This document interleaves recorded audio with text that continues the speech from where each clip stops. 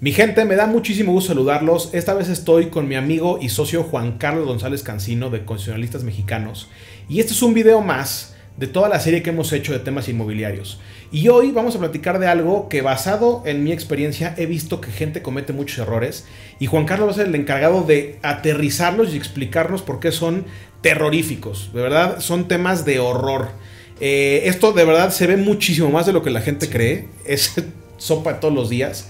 Y vamos a aterrizarlos con Juan Carlos. Él es un experto, es abogado de la libre derecho y es un experto en litigio, en derecho de amparo, y lleva muchísimo tiempo metido en el tema inmobiliario también, y creo que es la persona correcta para aterrizar esto y explicarles qué cosas no cometer, que son errores garrafales a la hora de comprar una propiedad. Pues Eric, gracias por la presentación y quiero comentarles algo. Hay un error muy común, que es que la gente cree que ya es dueña en el momento en que ya firma un contrato privado. ¿A qué me refiero con un contrato privado? Un contrato que lo imprimen ahí y que aún no ha sido llevado ante un notario. Okay. Entonces mucha gente firma ese contrato y cree que ya son dueños de la casa. Ese es el error que deben de quitárselo lo más rápido que se pueda de la cabeza. Ustedes van a ser dueños de esa casa no solamente cuando ya fueron con el notario y que firmaron la escritura pública, sino hasta que esa escritura pública esté inscrita en el registro público de la propiedad. Totalmente. Eso la gente no lo sabe. La verdad es que a gente que estudia la carrera de Derecho o tal vez algunos corredores inmobiliarios, notarios, eso sí lo saben, pero la gente común y corriente que no tiene conocimientos jurídicos lo desconoce por completo. Entonces ellos dicen, pues ya firmé, el vendedor es alguien honrado, es alguien de fiar, y ya se quedan dormidos todos tranquilos. Y que además dicen es honrado porque me parece. Sí. O sea, se me hace que se ve bien. Y ya ves que todo pillo son simpáticos. O sea, Exacto. no hay un pillo que no dé esa apariencia de que sea confiable. Exacto. Entonces, esas son historias de terror porque de repente se enteran que el vendedor vendió la casa 6 veces. Entonces dice, no, pero yo estoy amparado, tengo este documento, tengo este contrato firmado. Pues, ¿qué crees? Pues no, ¿qué crees? No va a funcionar así. El que se va a quedar con la casa es el que primero fue al notario y logró inscribir en el registro público de la propiedad. Así sea el 7º comprador. Claro. O sea, puede ser que tú eras el primero, pero te tardaste en ir con el notario y te tardaste en ir al registro público de la propiedad, pues con la pena. Te vas a quedar sin casa. Y además, déjenme les digo algo, esto no lo estamos inventando, ¿eh? O sea, creo que Juan Carlos lo ha visto en la práctica muchas veces. Y no es algo que digas, es que le pasó a un cuate que escuché, no. O sea, ese tipo de errores pasan. También hay muchas operaciones que se quedan en contrato privado y no pasó ninguna cosa terrorífica, pero cuando quieren llegar a vender la propiedad, hasta fiscalmente es un tema, ¿no? Porque se causaron impuestos en su momento, nunca se pagaron, tienes un contrato privado, tienes que elevar la escritura pública, pero compraste hace 20 años y de verdad es una rebatinga y es un relajo. Entonces, consejo, si vas a comprar un bien inmueble, firma tu contrato privado solamente para amarrar la operación, pero inmediatamente empieza el proceso de escrituración y no termines de liquidar, incluso no pagues hasta que no estés firmando con el notario. Sí. Y constátate de que la notaría sea seria y también lleve los trámites de registro rápido. Sí, porque si el notario es negligente en hacer el proceso de inscripción ante el registro público de la propiedad, ahí todavía está latente el riesgo de que el vendedor vuelva a hacer una compraventa y pues te va a dejar sin casa. Totalmente. ¿En qué momento puedes decir, ok, ya soy dueño de esta casa, ya estoy protegido? En el momento que ya firmaste tu escritura pública y esa escritura pública ya está en el registro público de la propiedad. Es más, y hasta por salud mental, ya que acabaste todo el trámite, pide un folio real. Claro. Y ya cuando ves que en el folio real ya dices, ok, ¿quién es el propietario de esta casa? Fulanito de tal. En ese momento ya puedes estar tranquilo de que, ok, ya soy propietario. Antes no. Totalmente. Y además, digo, a mí siempre me decía mucho un maestro, ¿no? Casa, compra la mayoría de las personas una vez en su vida, los que son muy afortunados 2, 3, no más. Entonces, si vas a hacer una compra de tu casa, caray, o sea, ponte las pilas, hazlo bien, tómate el tiempo de educarte y tómate el tiempo de preguntarle a los expertos.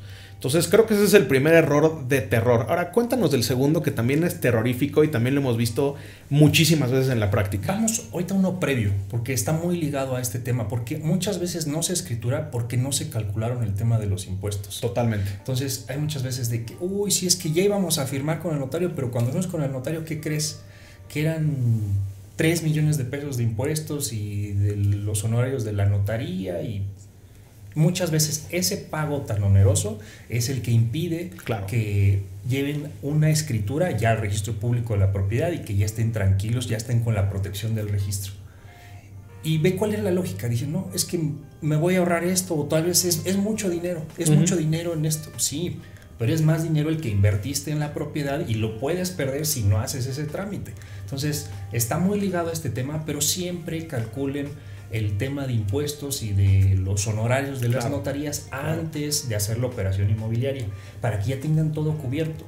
Porque si no es así, o sea, el notario no va a hacer el proceso de escrituración si no están pagados los impuestos. Sí, claro.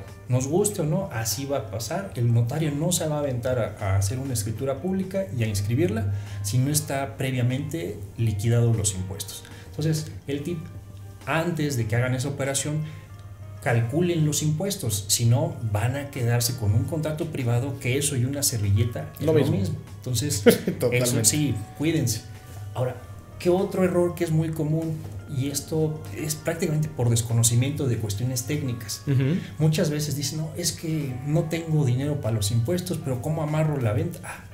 A alguien se le ocurrió que con un poder para actos de dominio. Y es práctica nacional eso, ¿eh? Híjole, temo decirte que estás en la misma situación, no has comprado, estás, híjole, en serio, estás colgando de un hilo muy delgado. Muy delgado. Dependes de la buena voluntad del vendedor. Aquí eso y nada es lo mismo. Sí, completamente. Porque, ¿qué pasa? Primero, ese poder, si lo incumple el vendedor, o sea, muchas veces, ¿qué pasa? Le ponen una restricción al vendedor para que él no pueda venderle a alguien más. Pero vámonos en términos jurídicos, ¿qué va a pasar si ese vendedor incumple esa prohibición?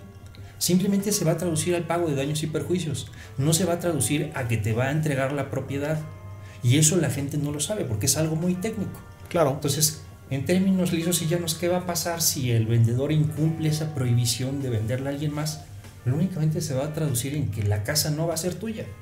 Eso ya métetelo en la cabeza y así es. Desafortunadamente la gente no conoce esto, entonces, pero recurre mucho a ese tema de los poderes porque muchas veces se presenta como una ventaja, entre comillas, de que es que todavía no tengo para el pago de los impuestos, pero en ese inter pues ya firmo un poder para actos de dominio que incluso le prohíbe al vendedor venderle, enajenarle a alguien más. O el famoso, es que es irrevocable, ¿no? Es que lo firmé irrevocable, como si eso fuera la salvación del mundo. Ahí todavía no eres dueño.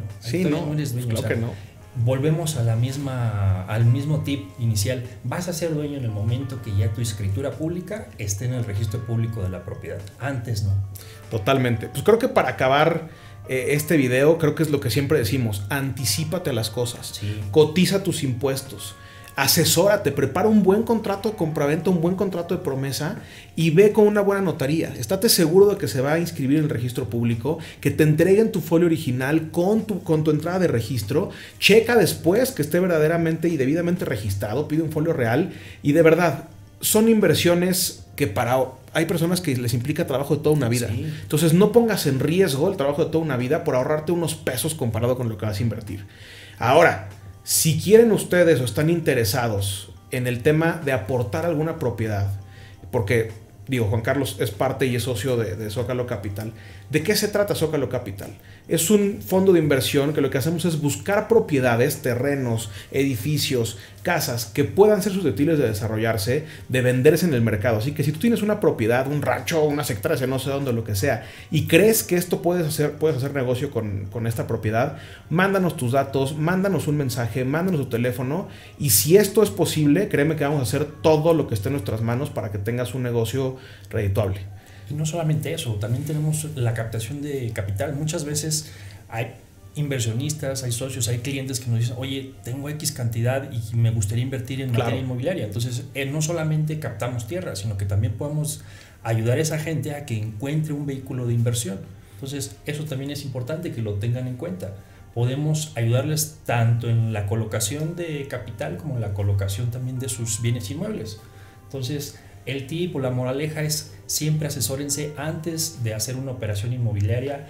La cantidad de recursos que implican este tipo de operaciones es algo significativo. Como lo dijiste, muchas veces son los ahorros de toda tu vida como para que alguien, un corredor público, desgraciadamente aquí en México, no está certificado en temas jurídicos.